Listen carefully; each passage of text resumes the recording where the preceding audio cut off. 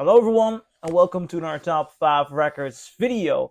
And today I'm going to be talking about the 5 best albums from 1997. I've been doing videos on this subject starting in 1956, always naming the best 5 records from a year.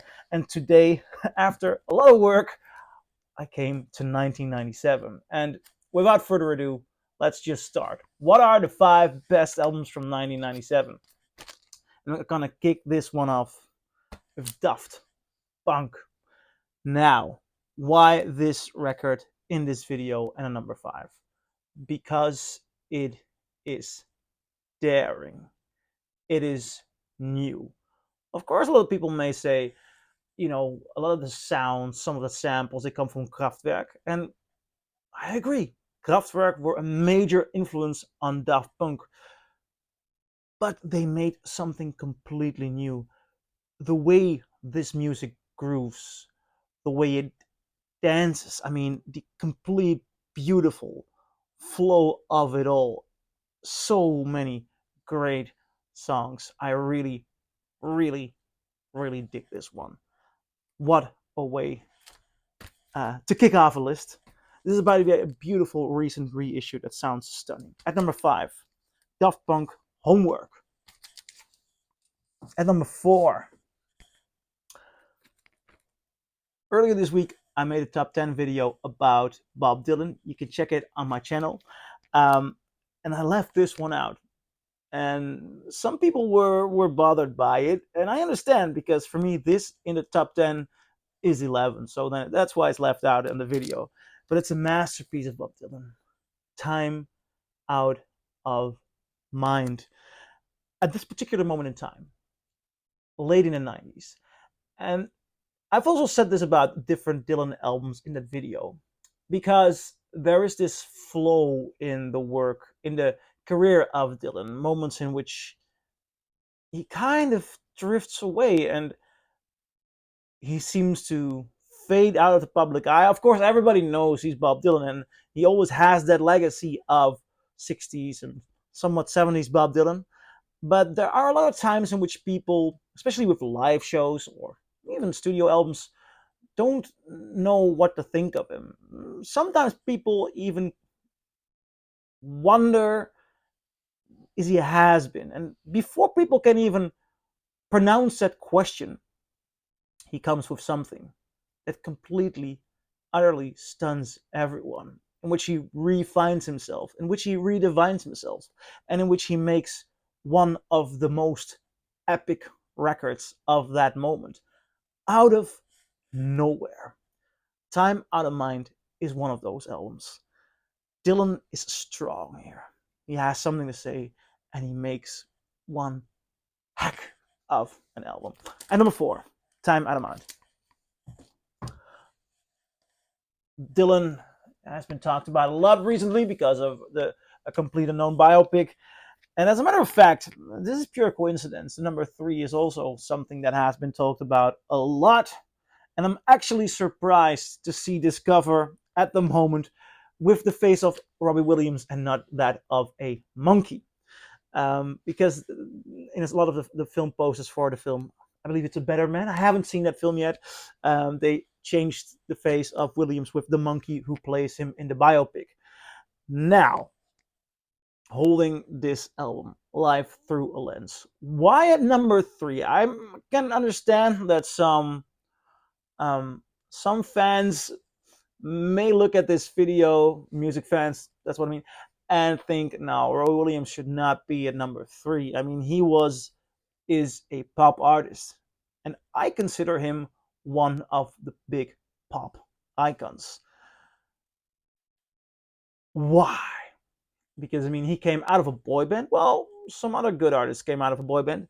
He would you consider him the best vocalist?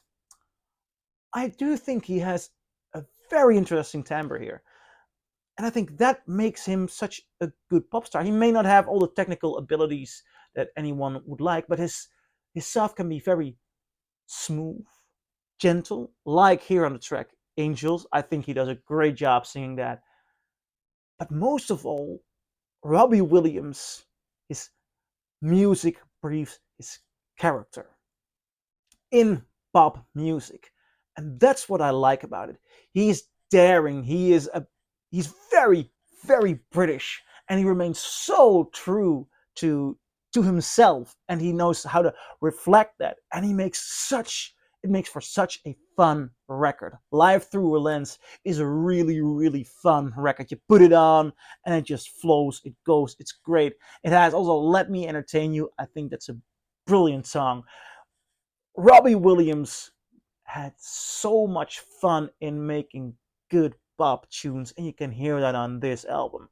This is great pop, and for me, it's 90s divining pop, and this is the highlight of his career. At number three, Robbie Williams, Live Through a Lens. At number two, Paul McCartney, Flaming Pie. Now, 1997 is a good year for music. How come this record is almost at the top? Because I think this is the best solo album Paul McCartney ever made. This is among the most genuine moments in Paul McCartney's career. He wrote and recorded around the time of the passing of his wife, Linda, and it makes for such a beautiful, fragile, sincere record. A song like Some Days is heartbreakingly beautiful. The thing is, I was just talking about pop and the qualities of pop, and I think that usually, I think identity and the personality of somebody and getting close to someone's personality is very important in music, and I think it's more open and out there in a genre like blues or a genre like rock, and I think pop is very often more about melodies and about uh, stylizing things. Now, that is the great quality of Paul McCartney. Paul McCartney is one of the biggest geniuses that ever lived in regard of melodies. I don't always have the idea that we are getting closer to Paul McCartney. And in that regard, I think he might be even more of a pop artist than a rock artist. Lennon McCartney thing, I think Lennon was definitely a rock artist, because whenever you listen to his voice, you hear you're getting very close to him, and he's showing you his soul. McCartney is showing you great technique and great melody. This is his, well, in that regard, non-pop album. He's opening the doors to his heart, and he's making the listener part of some of the most horrifying moments in his life, and he finds love in there. He finds the things he cares about. He finds, in a certain way, a certain meaning of life at the most heartbreaking times, and it is of the utmost quality. It's a masterpiece. Really, this is a masterpiece. Flaming Pie at number two. So what could even beat Flaming Pie? Well,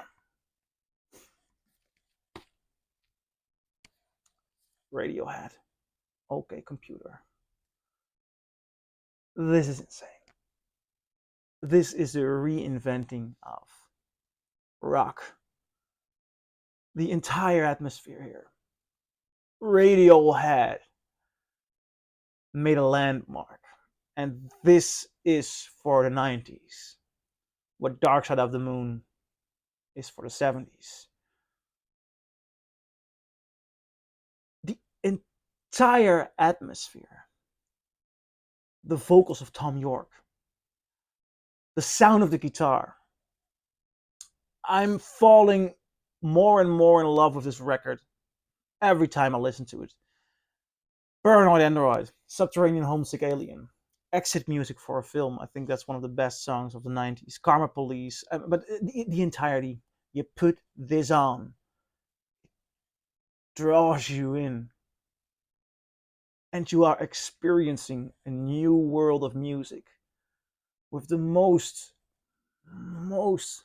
lovable melodies, the most fragile, sincere voice, and sounds that will make you fall in love. At number 1, Radiohead OK Computer. So I'm curious, what do you think? Do you agree? Do you disagree? Leave a comment below and I'll see you in my next video. Bye.